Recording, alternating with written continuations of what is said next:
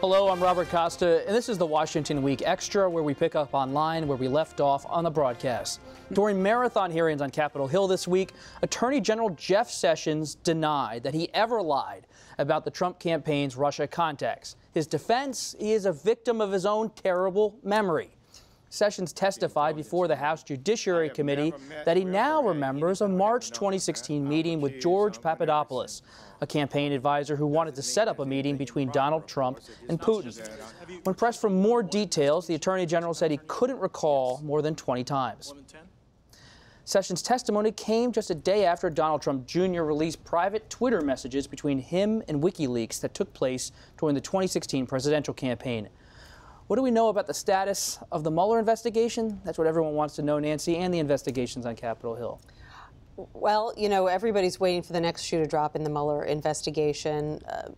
Congressional investigators that I've spoken to assume that if there are more indictments to come, that they think Mike Flynn is very vulnerable, perhaps his son is vulnerable. They also wonder whether someone like Tony Podesta could get caught up in questions about why he didn't register as a foreign agent. Could that be someone that Mueller goes after to show that he's bipartisan? He's going after Democrats and Republicans. As far as the congressional investigations, they're weeding through hundreds of thousands of pages of documents. They feel that there's still more to understand about that June 9th meeting that Donald Trump Jr. took with the Russians. And every week there's a new detail about some new Russian connection that they then decide needs to be explored. So it's kind of hard to see what the end game is, particularly for the congressional investigations. They're not very well defined. It's not clear how they would ever say, okay, now we know everything there is to know, and here's our analysis. So I think they're just going to drag on through at least the early part of 2018. Jeremy, when you think about Sessions, he's had this continued painful falling out with President Trump. Did he help or hurt himself this week? I think he didn't do any damage to himself. I think that, if anything, he probably made it a little harder for Trump to fire him if Trump ultimately wants to do that, which he has, from what I'm told. He's been quite adamant about that, fuming about it in private repeatedly. So I was struck, though, by how much Jeff Sessions seemed to love his job. There was that moment in the testimony where you could hear the emotion in his voice when he was talking about how he loves coming to work every day and he cherishes the tradition of the Justice Department. This is more than just punching a clock for Jeff Sessions. So if he is to go, it's not going to be on his own accord, and it's not going to be to resign so he can take a Senate seat in some fantasy that Republicans have cooked up about how they might think they can get rid of Roy Moore in Alabama. Well, you know, what was interesting about those hearings with Sessions' testimony is that one of the most dramatic moments was, and contentious moments, was not him versus a Democratic member of the committee, but him versus Jim Jordan, the Republican on the committee, who was challenging him to why hasn't the Justice Department started investigating these various what they consider Democratic scandals? And that's right up the alley of what Donald Trump has been tweeting that he wants to see as well. But despite that, Sessions was actually very adamant in testifying that they're not going to go there unless their look at this comes back with evidence that this is a prosecutorial matter. And it basically was like just leaving it out there, like, we're looking at it, but nothing's going to happen. And if he was trying to get in with Donald Trump, he would have been more along doing what Jim Jordan wanted him to do. And I think to Jeremy's point, I think, you know, critics of Sessions, critics of the administration probably weren't thrilled with the exchange in general and probably relished the fact that he looked so pained to answer those tricky questions about Russia, but have to have been relieved that he was taking that stance of, I've asked the professionals to look at this, they'll get back to me and we'll make a decision. And that signals that, yeah, he's serious about this job, he wants it, and he's pretty much fight to keep it. Another story on Capitol Hill, the deepening story of sexual harassment, and it took a dramatic turn on Tuesday. Two sitting members of Congress, House Democrat Jackie Speer of California and Republican Barbara Comstock of Virginia, revealed that two current members of Congress are guilty of sexual harassment, one Democrat and one Republican, both males. Speer went on to reveal that the House of Representatives has paid out $15 million over the last decade to settle cases, including harassment. Nancy, you covered the hearing, and we've been talking about this on the show as well. Jackie. Well, I think the first reaction was only two? Only two members of Congress have committed sexual harassment. I think most people assumed it would be larger. And then the second question was, well, who is it? Yeah. And that set off a sort of feeding frenzy to figure out who it was. And the challenge became when you started talking to longtime female staffers and lawmakers on Capitol Hill that actually there were any number of people who she could have been talking about. And it has been something of an eye-opener to male lawmakers on Capitol Hill, I will say, to find out that this problem is so widespread. I can't remember his exact words, but Senator John Kennedy of Louisiana said this week, you know, I had no idea that there were so many creeps out there.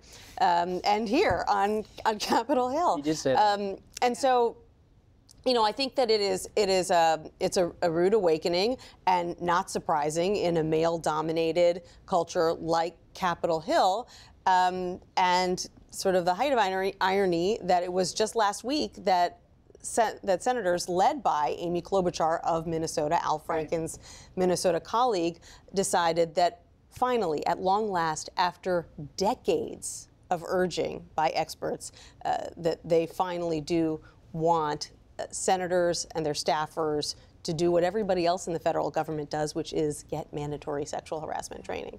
You know, it's been 33 years now since I first covered Capitol Hill. I did it 13 years full time. And in that time, I frequently would get people, staffers, usually alleging some sexual harassment.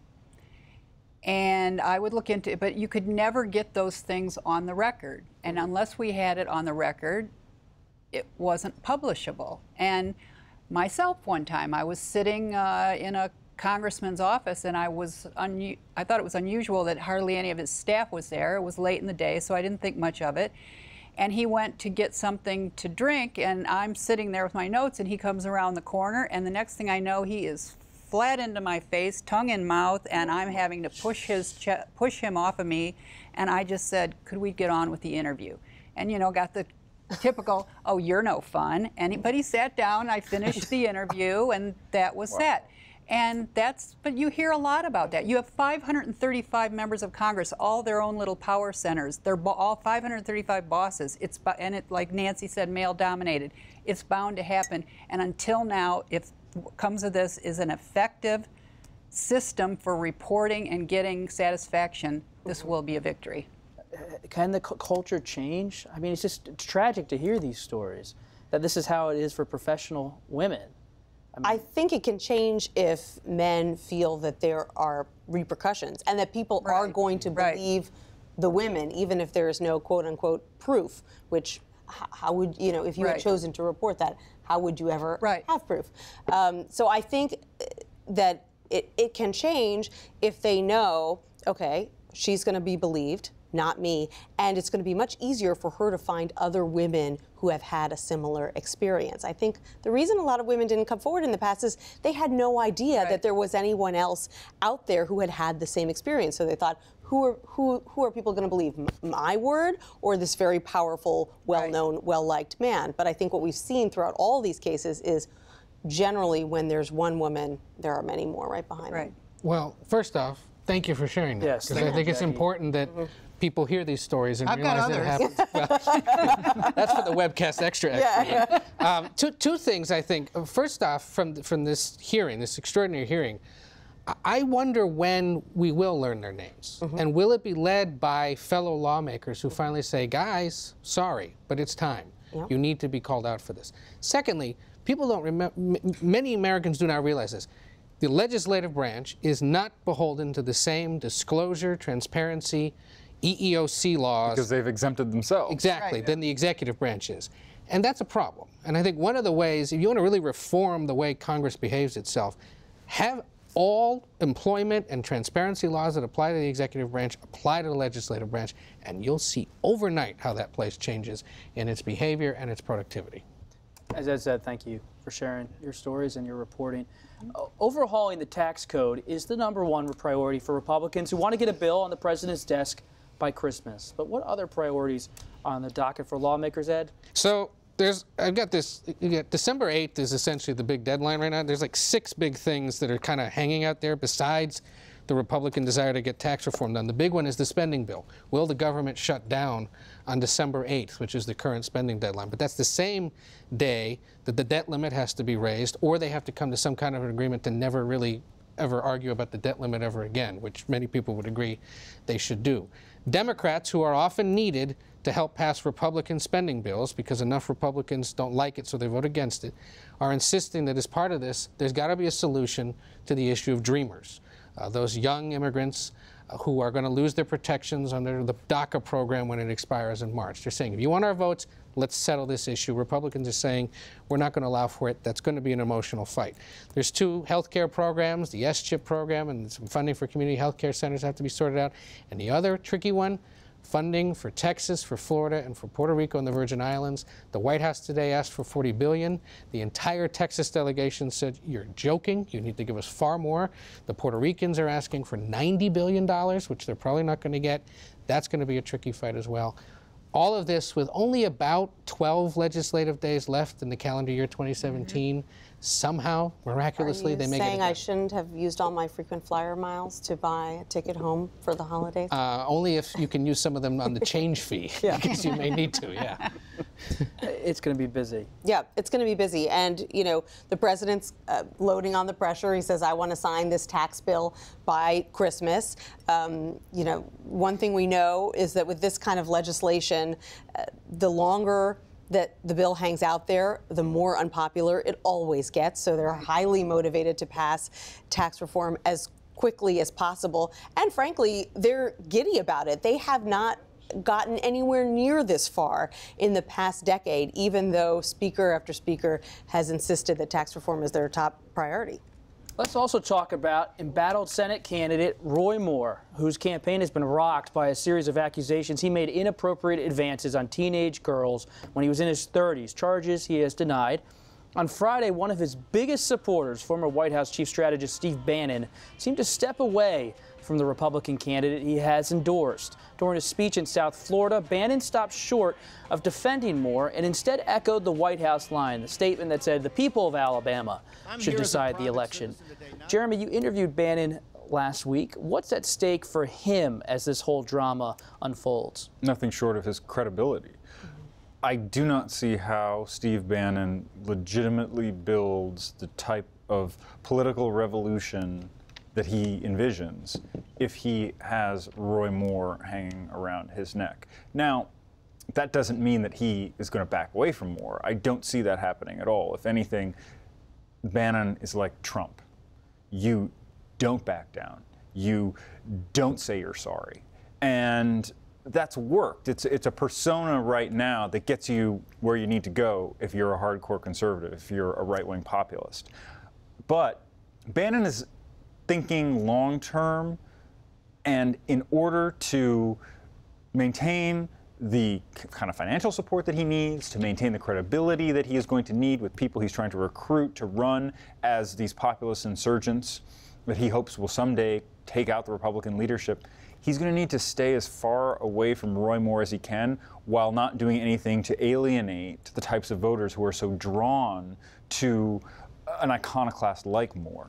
The problem for Bannon as he tries to navigate the truly terrible situation that he is in is that nobody drew a dividing line as stark as he did after that Access Hollywood tape. He said, that's how we knew if you were truly for Donald Trump or not. Did you stick with him through the Access Hollywood tape? And, you know, he said that that's how he knew that Chris Christie and, you know, everyone else was a fair weather friend because they distanced themselves, at least temporarily, from the president or criticized him when that Access Hollywood tape came out. He said, no, you had to show that you were with the president on that Sunday, and I was. Billy Bush Saturday. The Billy Bush Saturday. Billy Bush Saturday. And so, you know. It's a national holiday in Bannon world. If he were to now have a Billy Bush moment and back away from Roy Moore, it would make him look incredibly hypocritical. That's absolutely right. Because what Bannon needs is for Moore to win.